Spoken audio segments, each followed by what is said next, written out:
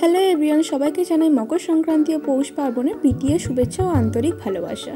পিঠে খেতে কে না ভালোবাসে। কিভাবে আমরা বাঙালিরা আজকের দিনে অর্থাৎ মকর সংক্রান্তির দিনে কিভাবে পৌষ খোলা জেলে তাতে যে আজকে পিঠে বানানো হয় সেটা দেখাবো আপনাদের। চলো দেখা যাক। এখানে বিউলির ডাল ভিজিয়ে নেওয়া হয়েছে, মিনিমাম 1 ঘন্টা ভিজানো ছিল। এবারে এটিকে সুন্দর করে শিলনোড়াতে বেটে নেওয়া হচ্ছে, একদম মিহি করে একদম বেটে নেওয়া হবে।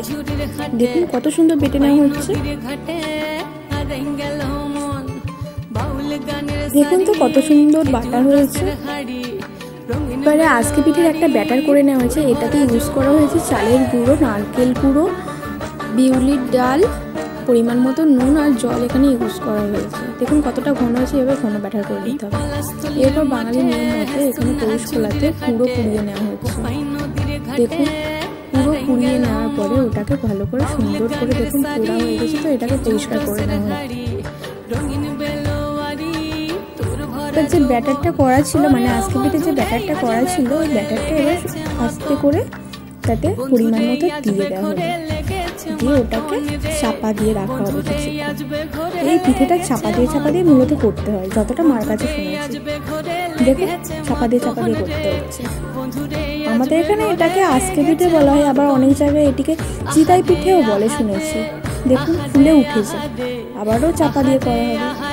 চাপা দিয়ে না করলে পিঠেটা ফোলে না সাথে।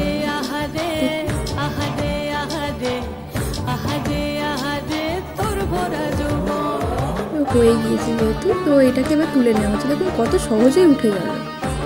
এইভাবে আরেকটিও করা হচ্ছে, দেখুন পরিমাণ মতো দিয়ে দেওয়া হলো, আবারও চাপা দিয়ে দেওয়া হলো। এইভাবে চাপা দিয়ে করতে হবে পিঠেটা।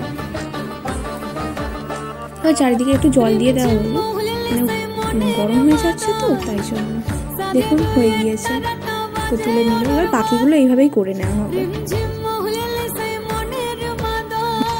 2 ধরনের পিঠে করা হচ্ছিল, মা করছিল, তো আমি 1 ধরনের পিঠের ভিডিও করলাম।